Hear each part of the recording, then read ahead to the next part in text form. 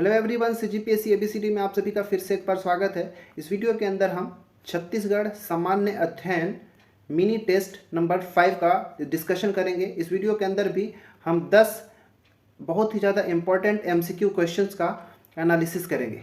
ये क्वेश्चन जो है बहुत ही ज़्यादा इंपॉर्टेंट होगा, क्योंकि ये क्वेश्चन जो है कहीं से कॉपी पेस्ट नहीं किया हुआ है, मैंने खुद तैयार किया है और अपने लेवल का तैयार किया है, ताकि आप सभी का जो किस तरह का तैयारी है यहाँ से देखा जा सकते हैं। तो अपने तैयारी को चेक करने के लिए आप इस छोटे से टेस्ट को ज़रूर लगाएं और बताएं कि 10 में से आपका कितना नंबर जो है आ रहा है। ठीक है, क्योंकि अगर आप वाकई में अच्छे से तैयारी कर रहे हैं तो इस 10 में से मेरा ऐसा मानना है कि आपको 8 जो है यहाँ पे स्कोर करना ही है। ठीक है, तो चलिए देखते हैं। इससे साथ साथ जब मैं इसको एक्सप्लेन करूँ, ठीक है, इसके सारे ऑप्शंस भी मैं इसी तरह का लिया हूँ जिसको अच्छे से एक्सप्लेन किया जा सकता है, ताकि आपका बहुत अच्छे तरीके से रिवीजन भी हो सके।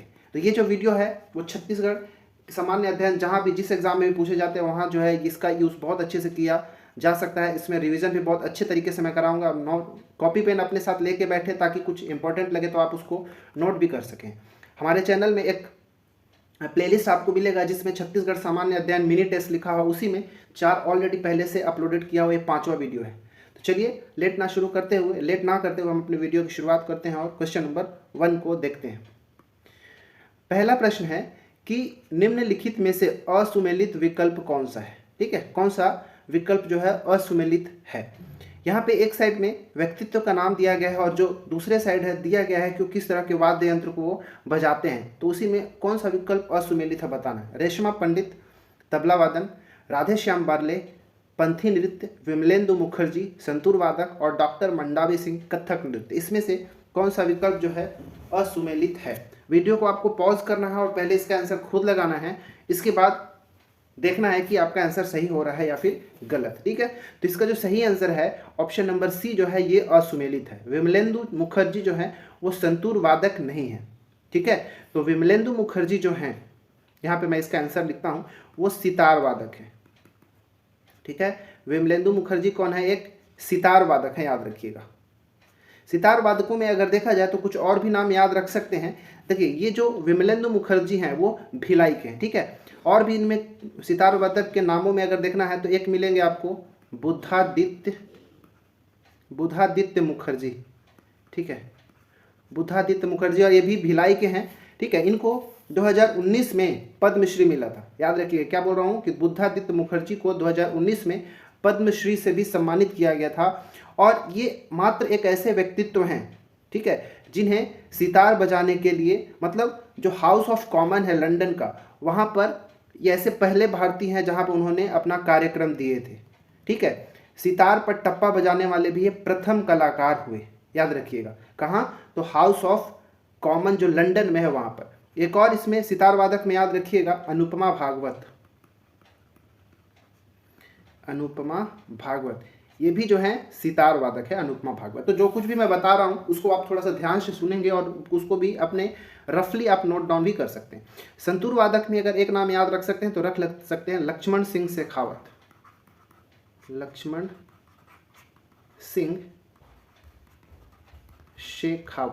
इस नाम को याद रखिएगा, ये एक प्रसिद्ध संतूर वादक है छत्तीसगढ़ के। ठीक है, तबला वादक में तो हमने देखा रेशमा पंडित तबला वादक, बिल्कुल सही है। कुछ और भी नाम याद रख सकते हैं। रेशमा पंडित जो है रायपुर की हैं। इनमें और याद रख सकते हैं तबला वादक में महेंद्र प्रताप सिंह। ठीक है, महेंद्र प्रताप सिंह। दूसरा नाम याद रखिएगा राजा भूपदेव सिंह। ठीक है, राजा भूपदेव सिंह। ये सब के सब क्या है? तबला वादक हैं। पंथी नृत्य बिल्कुल सही है, राधे श्याम बारले। इनको 2021 में पद्मश्री भी इनको लोक कला के लिए दिया गया, पंथी नृत्य के लिए ही दिया गया था। और डॉक्टर मंडावी सिंह कथक नृत्य के लिए फेमस हैं। साथ साथ कथक में अगर और भी नाम याद रखना है तो रख सकते हैं पंडित कार्तिक राम हो गए। ठीक है, जिनको ये जो पंडित कार्तिक राम है, इनको 1981 में मध्य प्रदेश सरकार द्वारा सम्मानित किया गया था। ठीक है, 1981 में एमपी गवर्नमेंट के द्वारा सम्मानित किया गया था। एक चीज़ याद रखिएगा नोट करके, जो अलग से मैं बता रहा हूँ, एक नाम याद रखिएगा पंचकौड़ प्रसाद। ठीक है, प्रसाद पांडे, इनका नाम याद रखिएगा। ठीक है, इनको ना जो ठाकुर छेदीलाल ने इनको बाजा मास्टर का उपाधि दिया था। क्या, बाजा मास्टर का उपाधि इन्हें दिया था, और ये जांजगीर चांपा के हैं।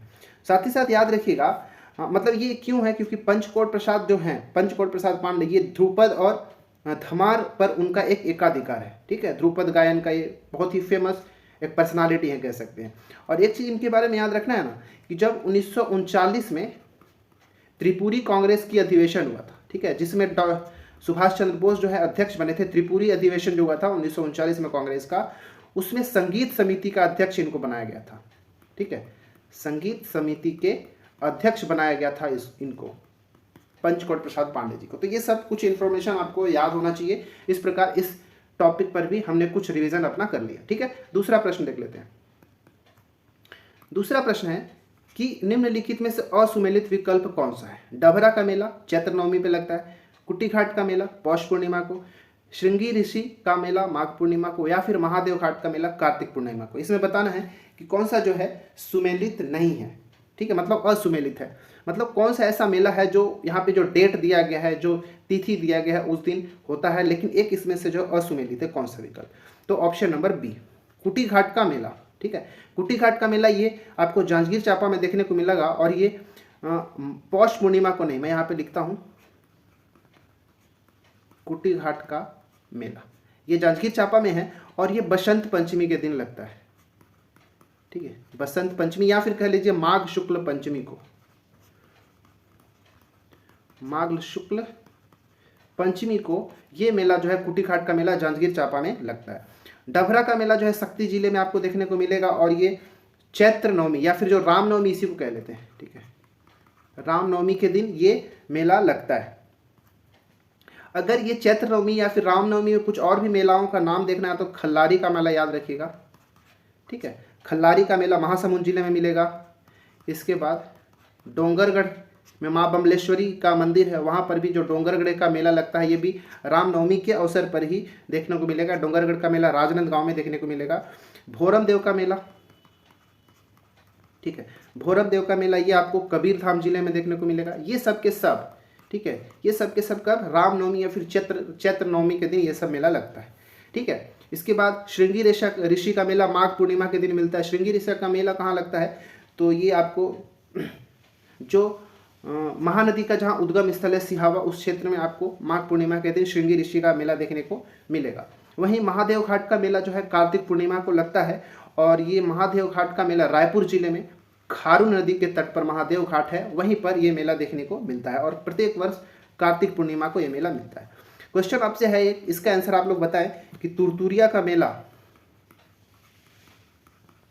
ठीक है, तुरतुरिया का मेला और चंपारण मेला, ठीक है, चंपारण का मेला, ये दोनों मेला कब लगता है, कि कौन से तिथि को लगता है, या फिर कह लीजिए कि पूर्णिमा को लगता है लेकिन किस माह के पूर्णिमा पे मिलता है। ये तुरतुरिया आपको बलौदा बाजार देखने को मिलेगा, और चंपारण आपको रायपुर में देखने को मिलेगा। तो ये तुरतुरिया का मेला और चंपारण के मेला जो है कब लगता है, इसका आंसर बताइएगा। ठीक है, तो ये लगता है पौष पूर्णिमा को।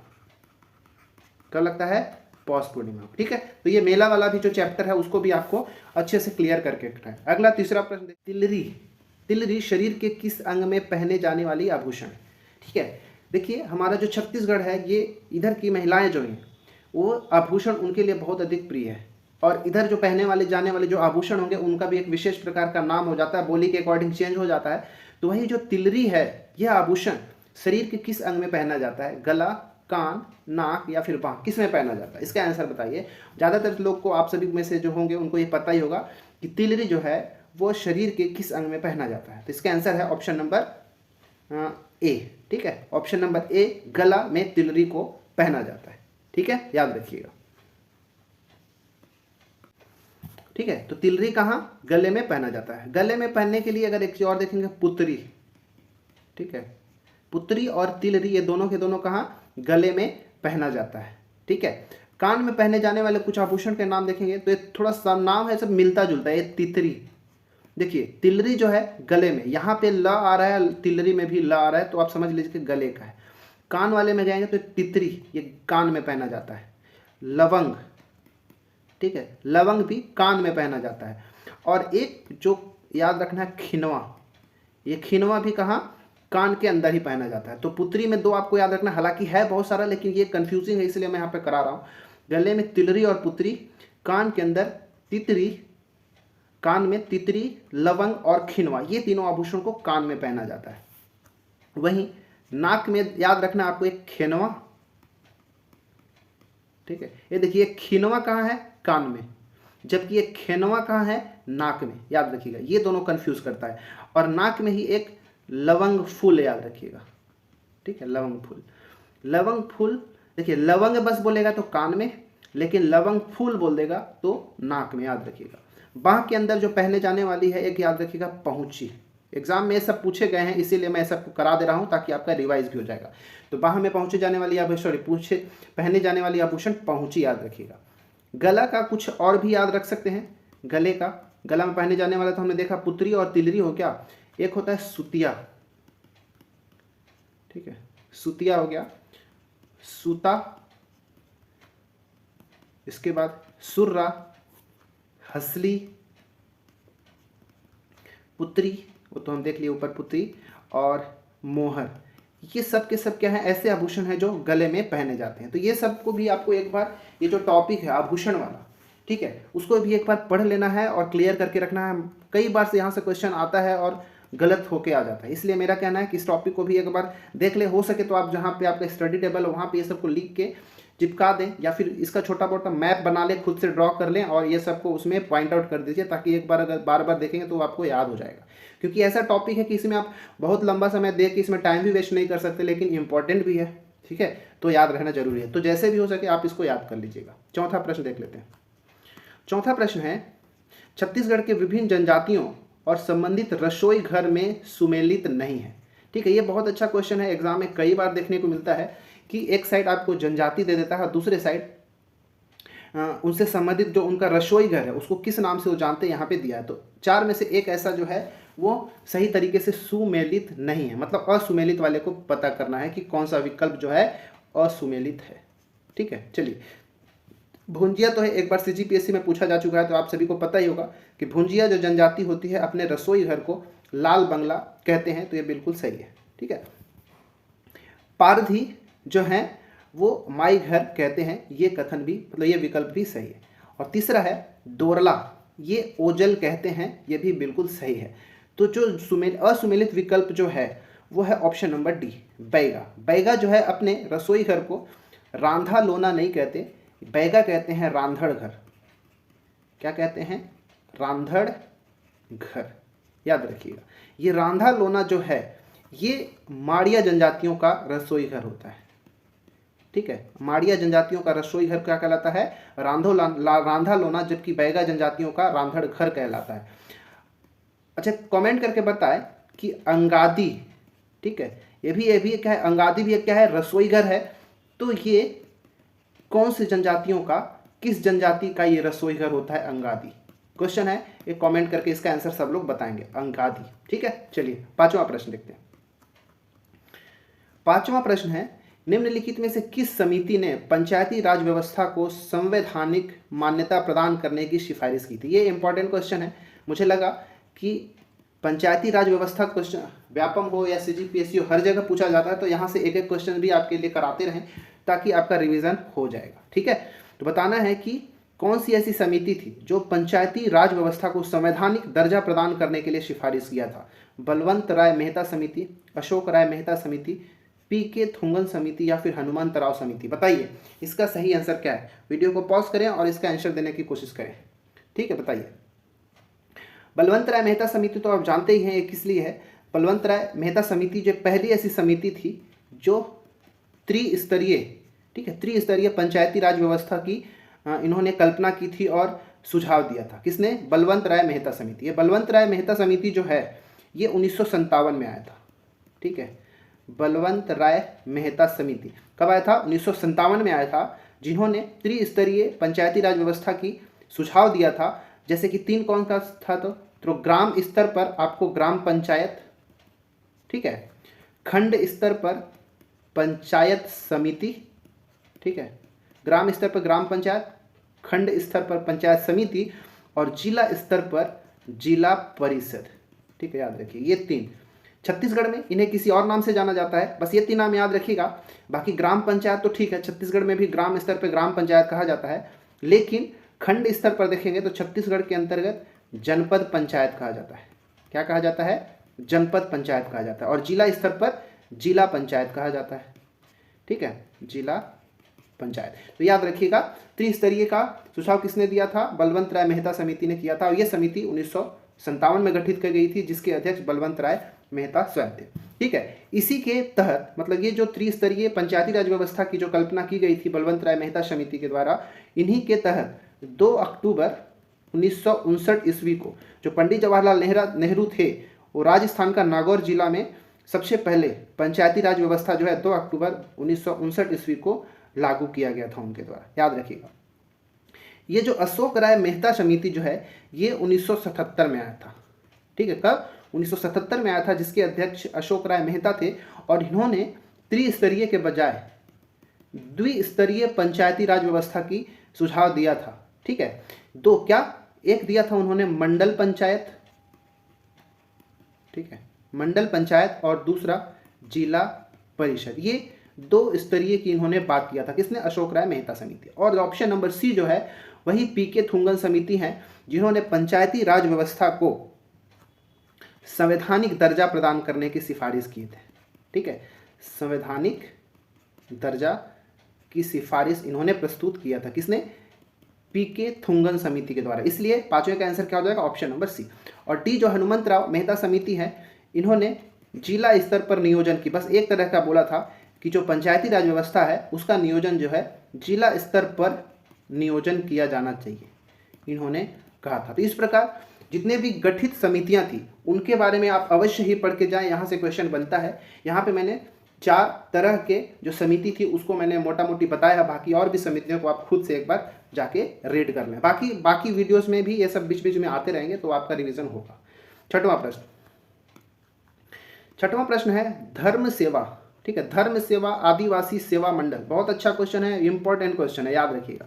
ठीक है, धर्म सेवा आदि सेवा मंडल। ठीक है, धर्म सेवा आदिवासी सेवा मंडल की स्थापना किसने किया था? घनश्याम सिंह गुप्त, राज मोहनी देवी, यति यतनलाल जैन या फिर वामनराव लाखे। किसने? चारों में से किन्होंने धर्म सेवा आदिवासी सेवा मंडल की स्थापना की थी? वीडियो को पॉज करें और कमेंट करें इसका आंसर क्या होगा। तो याद रखिएगा कि जो राजमोहनी देवी हैं, ऑप्शन नंबर बी राजमोहनी देवी, इन्होंने धर्म सेवा आदिवासी सेवा मंडल की स्थापना किया था। ठीक है, ये जो राजमोहनी देवी हैं इनको सेवा के लिए, ठीक है, समाज सेवा के लिए 2 पुरस्कार मिला। 1986 में इनको समाज सेवा के लिए इंदिरा गांधी शांति सेवा पुरस्कार मिला। ठीक है, शांति पुरस्कार से नवाजा गया इनको। कब? 1986 में। फिर 1986 के बाद 3 साल बाद 1989 में राजमोहनी देवी को पद्मश्री भी फिर दिया गया। ठीक है, याद रखिएगा, पद्मश्री। और इंदिरा गांधी शांति पुरस्कार विजेता कौन है? राजमोहनी देवी को समाज सेवा के क्षेत्र में मिला था। तो इन्होंने ही धर्म सेवा आदिवासी सेवा मंडल की स्थापना की थी। ठीक है, याद रखिएगा।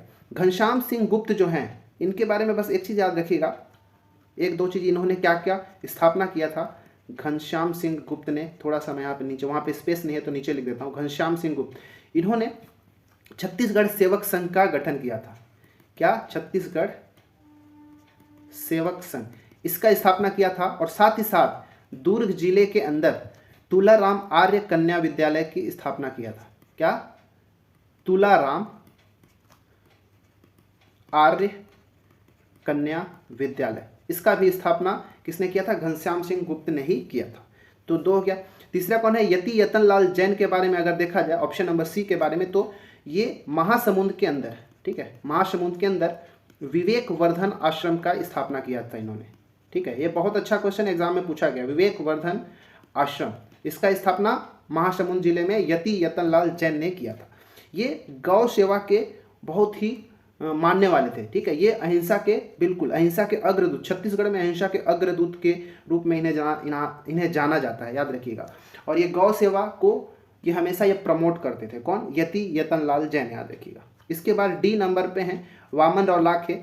इनके बारे में कुछ याद रखना है तो रखिएगा कि 1913 में, ठीक है, इन्होंने रायपुर में, 1913 में रायपुर में इन्होंने कोऑपरेटिव सेंट्रल बैंक का स्थापना किया था इन्होंने, कोऑपरेटिव सेंट्रल बैंक, ठीक है। कोऑपरेटिव सेंट्रल मतलब सहकारी सेंट्रल बैंक का स्थापना किसने किया था? वामनराव लाखे 1913 में किया था। फिर बाद में जाके 1945 में, ठीक है, बलौदा बाजार में इन्होंने किसान कोऑपरेटिव राइस मिल की शुरुआत की थी। किसान कोऑपरेटिव मतलब सहकारी राइस मिल, ठीक है, क्या स्थापना किसने किया था? वामनराव लाखे। तो यहाँ पे देखेंगे कि दो तरीके से इन्होंने सहकारिता के लिए एक विशेष तरह के कार्य किए। उन्होंने बैंक का और राइस मिल का शुरुआत किया था, इसीलिए वामनराव लाखे को रायपुर में सहकारिता के जनक के रूप में जाना जाता है, ठीक है। रायपुर में सहकारिता के जनक कौन? वामनराव लाखे। छत्तीसगढ़ में सहकारिता के जनक किसको कहा जाता है? कॉमेंट करके बताएंगे। छत्तीसगढ़ में सहकारिता के जनक किसे कहा जाता है? कमेंट करके बताएंगे, ठीक है। सातवां प्रश्न देख लेते हैं। सातवां प्रश्न है छत्तीसगढ़ काउंसिल ऑफ एक्शन, ठीक है। छत्तीसगढ़ काउंसिल ऑफ एक्शन के अध्यक्ष किसे बनाया गया था या फिर कौन था? Very very important question. Chhattisgarh council of action के अध्यक्ष कौन थे? ठाकुर प्यारेलाल सिंह, सरदार वल्लभ भाई पटेल, मंगल दास पकवासा या फिर प्रोफेसर जय नारायण पांडे? कौन थे बताना है आपको। अच्छा, ये छत्तीसगढ़ काउंसिल ऑफ एक्शन आखिर क्या था? तो देखिए, छत्तीसगढ़ काउंसिल ऑफ एक्शन, इसका गठन जो है 1946 ईस्वी के आसपास किया गया था। इसका उद्देश्य था कि छत्तीसगढ़ के जो समस्त रियासत के जनमानस हैं या फिर रियासतों में जो रहने वाले लोग हैं उनमें जन जागरूकता लाया जाए, ठीक है, ताकि और रियासतों में प्रजातांत्रिक मूल्यों का विकास किया जाए। इसीलिए छत्तीसगढ़ काउंसिल ऑफ एक्शन का गठन किया गया था 1986 ईस्वी में, ठीक है। अब आपको बताना है कि इसके अध्यक्ष कौन थे। वीडियो को पॉज करें और आंसर देने की कोशिश करेंगे। देखिए, एक चीज़ मैं बताता हूँ, जैसे कि आप सभी को पता है कि जब हमारा देश आज़ाद हुआ, ठीक है, स्वतंत्र हुआ, तो अब जो सरदार वल्लभ भाई पटेल ये जो थे, इन्होंने भारत के अंदर जितने भी रियासत थे उन सबको विलीनीकरण का जो जिम्मेदारी सरदार वल्लभ भाई पटेल को दिया गया था। उसी तरह जो छत्तीसगढ़ के अंदर जितने भी 14 रियासत थे, आप सभी को पता है कि छत्तीसगढ़ के अंदर स्वतंत्रता से पहले कितने 14 रियासतों थी। तो ये 14 रियासतों को भी क्या बोलते हैं, एक साथ भारत संघ में मिलाने की जिम्मेदारी किसके ऊपर आया था? तो वो थे ठाकुर प्यारेलाल सिंह, ठीक है। ठाकुर प्यारेलाल सिंह को ये जिम्मेदारी दी गई थी, या फिर ये कह सकते हो कि जिस प्रकार केंद्र में सरदार वल्लभ भाई पटेल ने सभी रियासतों को एकजुट करने के लिए भारत संघ में मिलाने का प्रयास किया और किया भी उन्होंने, उसी तरह छत्तीसगढ़ के अंदर जितने भी 14 रियासत थी उन सभी को विलीनीकरण का जो विलीनीकरण किया था उसमें सबसे ज़्यादा किसी का हाथ था? तो वो ठाकुर प्यारेलाल सिंह का हाथ था, ठीक है। इसी प्रकार हम कह सकते हैं कि छत्तीसगढ़ काउंसिल ऑफ एक्शन के अध्यक्ष ठाकुर लाल प्यारे सिंह थे। तो ये छत्तीसगढ़ काउंसिल ऑफ एक्शन का भी एक बहुत ज़्यादा इंपॉर्टेंट रोल था छत्तीसगढ़ के 14 रियासतों का विलीनीकरण में, ठीक है। हमारे देश की आज़ादी से पहले ही, मतलब 15 अगस्त 1947 से पहले ही जितने भी रियासत थी उन सभी का विलीनीकरण हो चुका था, याद रखिएगा, ठीक है। तो इसका आंसर कौन हो गया? ठाकुर प्यारेलाल सिंह। ये जो आपको प्रोफेसर जय नारायण पांडे दिख रहे हैं, तो ये जो काउंसिल ऑफ एक्शन बना था उसके अध्यक्ष तो ठाकुर प्यारेलाल सिंह थे, ठीक है, पहला। लेकिन ये जो प्रोफेसर जय नारायण पांडे थे वो इसी जो काउंसिल था छत्तीसगढ़ काउंसिल ऑफ एक्शन उसका मंत्री कौन थे? तो जय नारायण पांडे थे, याद रखिएगा। इसके बाद क्या हुआ? 15 अगस्त 1947 की बात आई, ठीक है, याद रखिएगा, 15 अगस्त 1947 को। तो इस दिन नागपुर में 15 अगस्त 1947 को नागपुर में राजाओं का एक ऐतिहासिक बैठक हुआ, ठीक है। जितने भी रियासत थी उन सब के जो राजा थे उन सभी का एक ऐतिहासिक बैठक हुआ राजाओं का। छत्तीसगढ़ के 14 में से 13 रियासतों के जो राजा थे इस बैठक में पहुंचे थे, ठीक है। 11 मात्र 14 में से 11 ही पहुंचे थे, 3 जो वहाँ पे एब्सेंट थे। तो उस बैठक के अंदर जो केंद्रीय पदाधिकारी थे, जो केंद्रीय प्रमुख पदाधिकारी थे, वो कौन थे? तो ये थे सरदार वल्लभ भाई पटेल, ठीक है। प्रमुख केंद्रीय पदाधिकारी मैं शॉर्ट में लिख देता हूँ, कौन थे? सरदार वल्लभ भाई पटेल। लेकिन उसी में अगर देखा जाए तो सचिव कौन थे?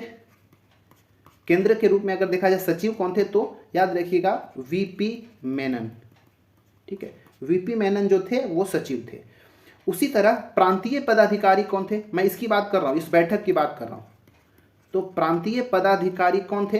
तो प्रांतीय पदाधिकारी के रूप में जो ऑप्शन नंबर सी है, ये प्रांतीय पदाधिकारी में अगर देखा जाए तो मंगल दास पकवासा जो थे वो कौन थे? गवर्नर थे, ठीक है। मंगल दास पकवासा कौन थे? गवर्नर थे। और सीएम या फिर चीफ मिनिस्टर की बात करें तो पंडित रविशंकर शुक्ल जी थे। ठीक है, पंडित रविशंकर शुक्ल जी जो थे इसमें थे। तो ये सब आपको याद रखना है, बहुत ही ज़्यादा इंपॉर्टेंट क्वेश्चन यहाँ से बनते हैं।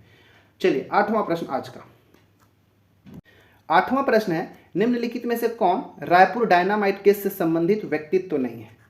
बताना है कि कौन संबंधित व्यक्तित्व तो नहीं, किससे, तो रायपुर डायनामाइट केस, कैस नहीं एक केस है। ठीक है, बिलख नारायण अग्रवाल, परसराम सोनी, ईश्वरी चरण शुक्ल या फिर सुधीर मुखर्जी, कौन है जो रायपुर डायनामाइट केस से संबंधित नहीं है। तो इसका आंसर आई थिंक आप जानते होंगे और इसका आंसर आपको पता चल गया होगा।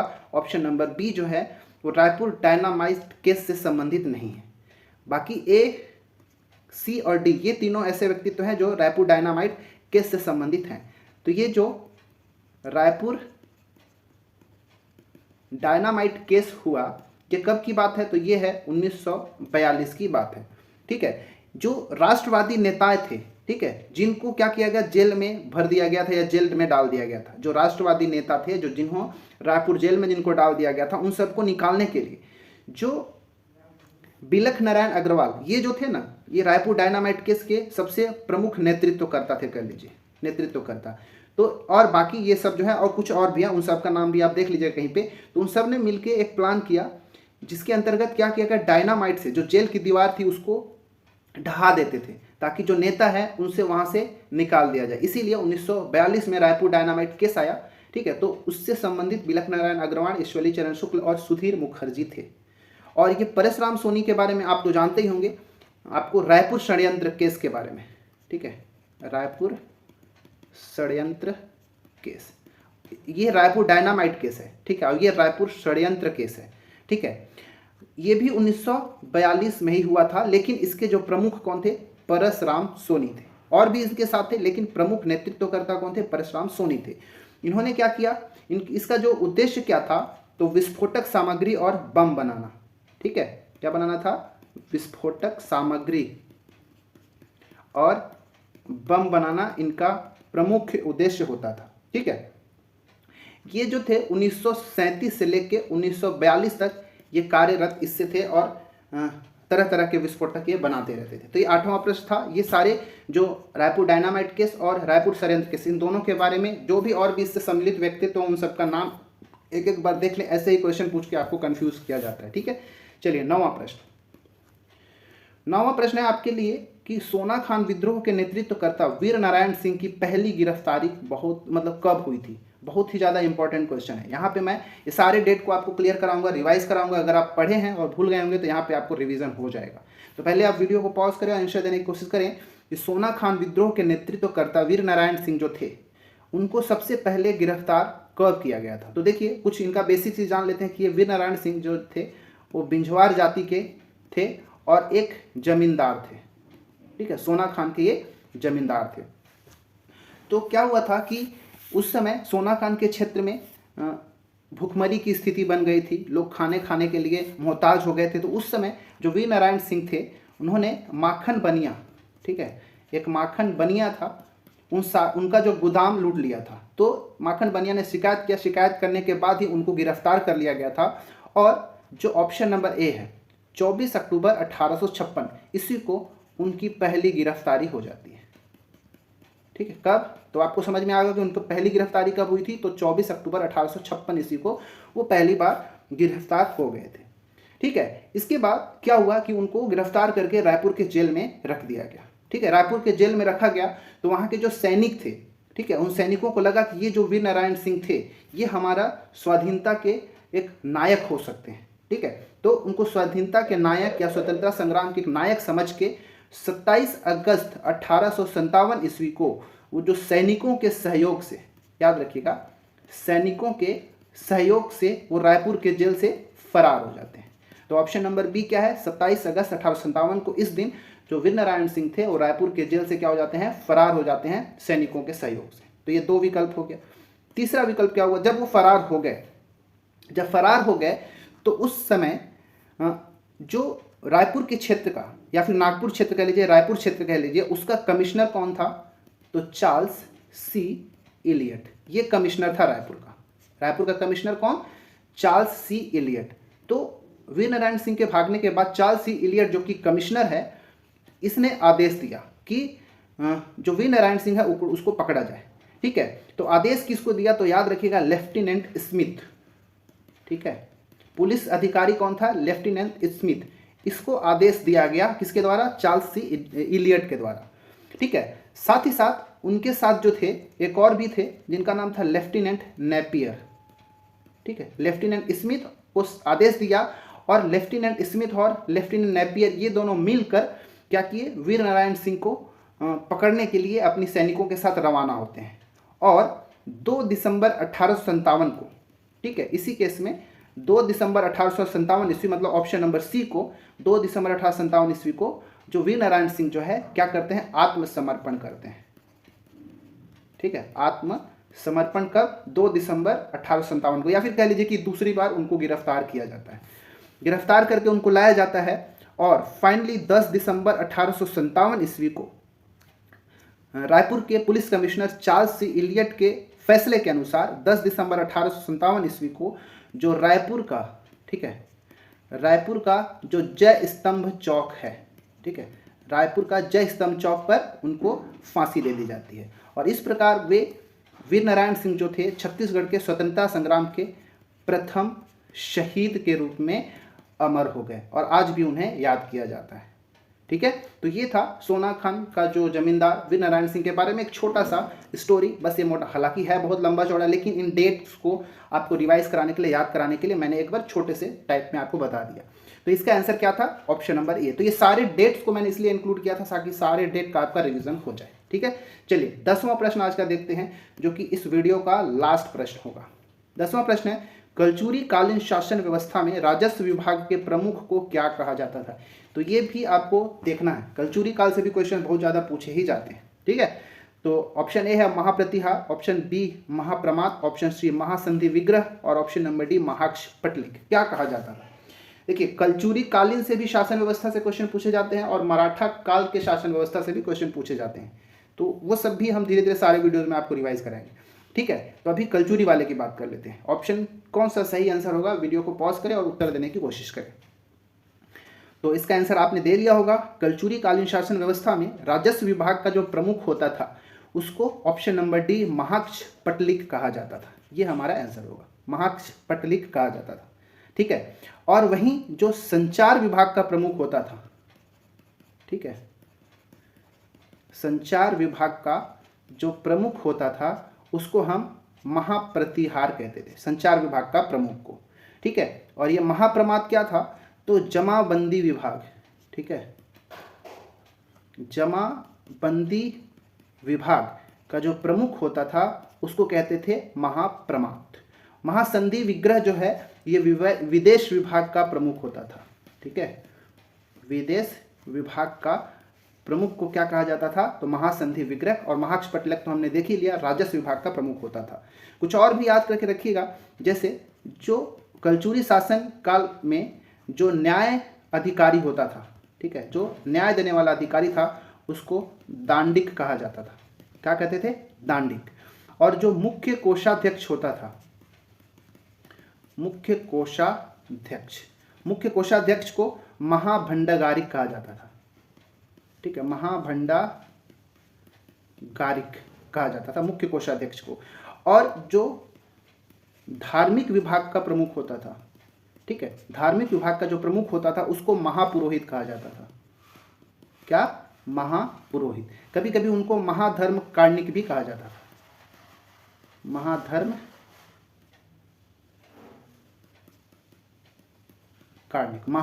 कार्णिक भी कहा जाता था। तो ये सब जो मैंने इंपॉर्टेंट ये विभाग और उनके संबंधित जो प्रमुख अधिकारी होते थे उनको क्या कहा जाता था, इस वीडियो के अंदर, इस क्वेश्चन के अंदर हमने देखा। तो इसका आंसर था ऑप्शन नंबर डी। तो आप सब लोग कमेंट करके बताएंगे कि आपका 10 में से कितना सही हुआ। 10 में से अगर आप 8 भी सही कर लेते हैं तो वेरी गुड है, आपकी तैयारी अच्छा खासा है। ठीक है, तो मुझे ऐसा लगता है कि ये वीडियो आपके लिए बहुत ज़्यादा हेल्पफुल रहा होगा। अगर वीडियो अच्छा लग रहा हो और चैनल में नए हैं तो प्लीज़ हमारे चैनल को सब्सक्राइब कर लें और हमारा जो टेलीग्राम चैनल है CGPSC ABCD उसे भी ज्वाइन कर ले। वहाँ पे आपको तरह तरह के डाउट्स क्लियर हो जाते हैं। ठीक है, हम सब मिलकर डाउट्स क्लियर करते हैं। वीडियो के कुछ इंपॉर्टेंट वीडियो के PDF भी आपके लिए वहाँ पे प्रोवाइड कर दिया जाता है। ठीक है, तो बस इस वीडियो के अंदर इतना ही। मिलते हैं अगले वीडियो में, बने रहें हमारे साथ और अपने पढ़ाई को कंटिन्यू रखें। धन्यवाद।